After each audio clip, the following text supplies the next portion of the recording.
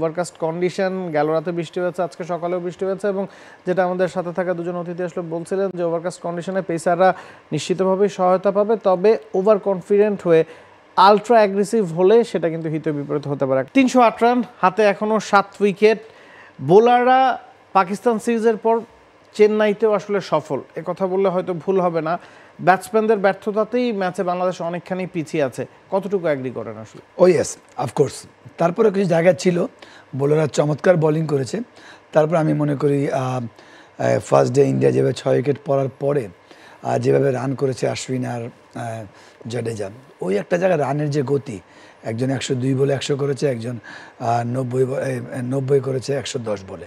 তো ওই একটা জায়গায় আমি সবসময় একটা কথা বলি যে একটা ভালো বল ছাড়াও পজিটিভ। আবার আপনার সামটাইম আপনার যখন ওই দল অ্যাটাক করে তো একটা প্রোটেকশন নেওয়াও কিন্তু এটা পজিটিভ। তো ওই একটা জায়গায় আমরা মানে কম সময় বেশি রান করাতে ওরা একদম ফুললি এক তো চমৎকার ব্যাটিং করেছে, আমরা সকালে চমৎকার বোলিং করেছি, কিন্তু রানটা আমরা বেশি হয়ে যাওয়াতে একদম ম্যাচ থেকে অনেকখানি ছিটকে গিয়েছি। মানে মিল্ক সুপার এর মিল্ক লোশন প্রতিবার গোসলের পর আমার ত্বক রাখে নরম ও মসৃণ। জিতার জন্য স্টিল আর তারপরে আমি মনে করি তারপরে আমরা সকালে যেমন বললো কাম ব্যাক করলো, হ্যাঁ ব্যাটিংয়ের একটা বরাবরই আমরা স্ট্রাগলিং করছি।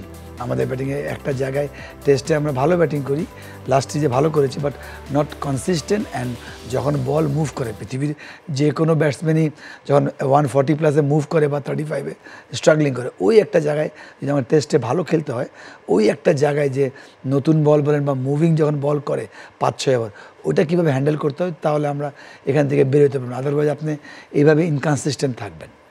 শামীম ভাই, কনসিস্টেন্সির অভাব কি বোধ করেছেন কিনা? ১৪৪ রানে ৬ উইকেট যাওয়ার পরও ইন্ডিয়া ৩৭৬ রান করেছে। প্রথম দিনটা শেষ করেছিল ৩৩৯ রান নিয়ে ৬ উইকেটে।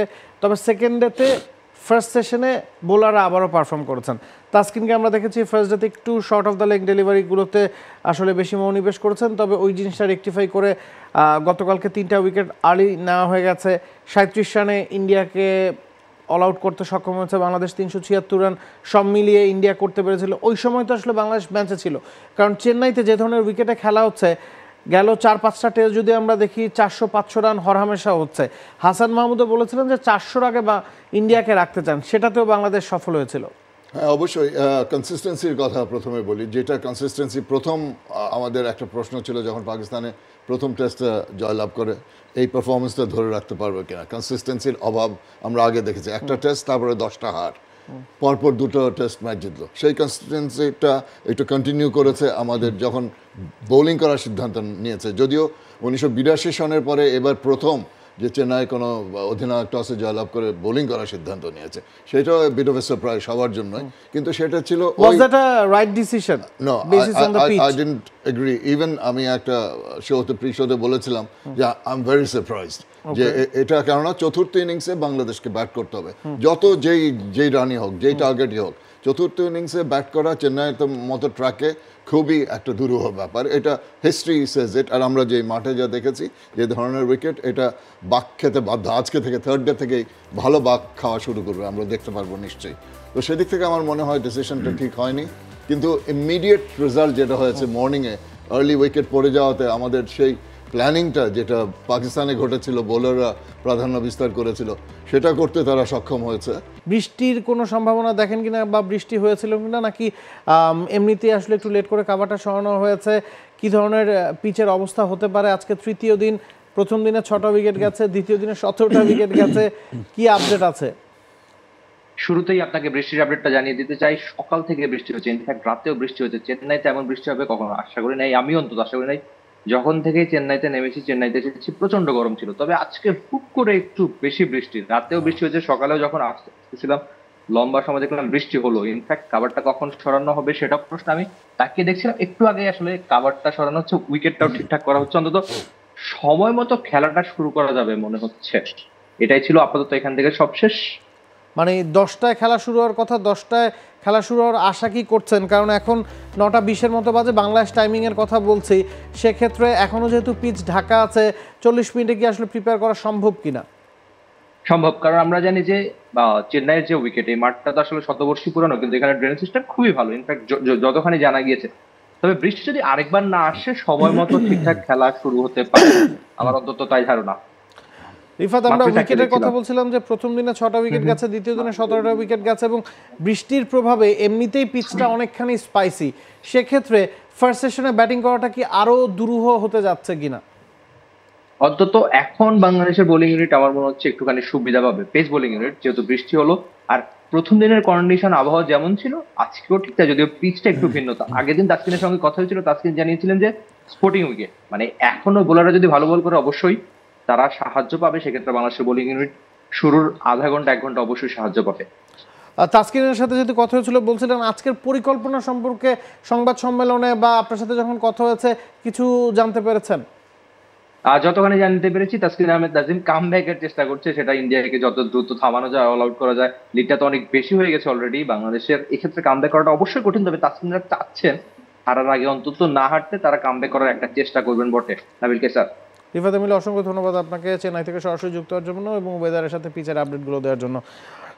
বৃষ্টি হয়েছে, গতকাল রাতে হয়েছে, কিছুক্ষণ আগেও হয়েছে, এখনও সময় মতো খেলা শুরু করার আশা তারা করছে। যদি 10টায় খেলা শুরু হয়, ওভারকাস্ট কন্ডিশন, নিশ্চিতভাবেই পেস বোলাররা অনেকখানি সুবিধা পেতে যাচ্ছেন। না, তা তো অবশ্যই। আপনার যে কোনো এই টাইপের বৃষ্টির বাগড়া যখন হয় তখন কাভার যখন দেরি করে উঠে একটা ময়েশ্চার তৈরি হয়। আর এত হিমিট, আমরা জানি যে চেন্নাইয়ে প্রচুর হিমিট, তো ওই একটা অ্যাডভান্টেজটা বাংলাদেশ বলার নিবে। কিন্তু ফলোড বাই আমি যেটা বলছিলাম কি আমরা অ্যাটাক করবো, এমন অ্যাটাক করবো না যে 1-1.5 ঘন্টা তারা বেশি দ্রুত রান করে ফেলে। কেন আলটিমেটলি এখন আমাদের এই টেস্ট থেকে 308 রান ইতিমধ্যে নিয়ে ফেলেছে। তো আপনি যখন যত দেরি করে ইন্ডিয়াকে রান করাবেন, ঠিক আছে, আপনি এগ্রেসিভ আউট করতে গিয়ে আপনি যদি মানে এই 1 ঘন্টায় আপনি যদি বেশি রান করে ফেলেন, তাহলে ওই হ্যান্ডেলটা বাংলাদেশ করবে। কেন এই টেস্ট থেকে আমি মনে করি আমরা গত যদি লাস্ট সিরিজ দেখেন এগেন্স্ট পাকিস্তান, আমরা ভালো খেলেছি। আপনি এই টেস্টে এখনও অনেক পাওয়ার অনেক কিছু আছে। কেন এখনও কিন্তু আমরা টেস্ট ম্যাচে ওই যেভাবে আমরা ওয়ানডেতে একটা স্টাবলিশ দল হিসেবে গণ্য কাউন্ট করা হয়, আমরা কিন্তু এখনও কাউন্ট হয় না। তো এই ম্যাচে এগেন্স্ট ইন্ডিয়া, ওয়ার্ল্ডের 1 নম্বর 2 নম্বর দলের মধ্যে aggressive bowling, spin attack, aggressive batsman, চমৎকার। তো ওই জায়গায় যদি আপনি ওই ইন্ডিয়াকে ভালোভাবে হ্যান্ডেল করেন, আপনার অ্যাচিভমেন্টগুলো আপনি করেন, হয়তো আপনি এই টেস্ট ম্যাচ জিততে পারবেন না। যদি আপনি টপ খেলতে পারেন, মানে যেহেতু আমরা খুব স্ট্রাগলিং করেছি প্রথম ইনিংসে, তো ওটা যদি আপনি দ্রুত আউট করে বা কম বেশি সময় নিয়ে রান দিয়ে আপনার ব্যাটিং চমৎকার করবেন, সেটা 250-300 হতে পারে। ওই জায়গায় আপনি এটার অ্যাচিভমেন্ট হবে, যেহেতু আপনার ফিউচার টেস্টের জন্য। কেন যে কোনো দিন আপনি যখন কনসিস্টেন্ট করবেন তখন আপনার বিশ্বাসের জায়গাটা যাবেন। তো ওই হবে কি, আপনি যদি খারাপভাবে আজকে হারেন এই ম্যাচটা, তাহলে বিশ্বাসের জায়গায় স্থির থাকবে না। যেটা আমরা গত চমৎকার ব্যাটিং করেছি, চমৎকার খারাপ সময় থেকে ব্যাটিং ভালো করেছি, বোলিংরা চমৎকার করেছে। আমাদের অনেক বড় অ্যাচিভমেন্ট যে ফাস্ট বোলাররা ডমিনেট করছে ইন্ডিয়ান ক্রিকেট দলকেও। পাকিস্তান তো করেছে। এইটা যদি কনসিস্টেন্ট করে তখন আমাদের বিশেষ জায়গাটা একটা জায়গায় যাবে, তখন আপনি ইন ফিউচার টেস্টগুলো ভালো খেলবেন।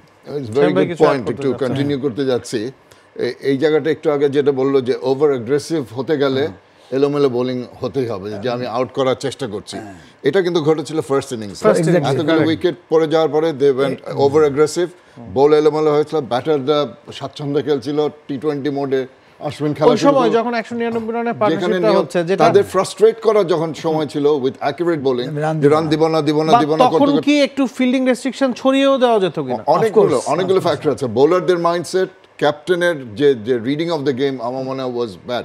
সেই জিনিসটা যাবে, যেটা বললো আজকে সকালে এত ওভারকাস্ট কন্ডিশন দেখে উইকেটের আন্ডারগ্রাউন্ড ময়েশ্চারের কথা চিন্তা করে যদি আমি মনে করি যে 3 ওভারে বাকি সবাইকে আউট করে দিব, তাহলে কিন্তু হিতে বিপরীত হবে। And that is what they got to realize, যে এটা তাদের কিন্তু বাধ্য করবে আউট হতে, যে একটু ফ্রাস্ট্রেট করে দেওয়া। ব্যাটারদের যথেষ্ট সময়, তারা তো এক্সপিরিয়েন্স ব্যাটার, তারা জানে কিভাবে মোকাবেলা করতে হবে।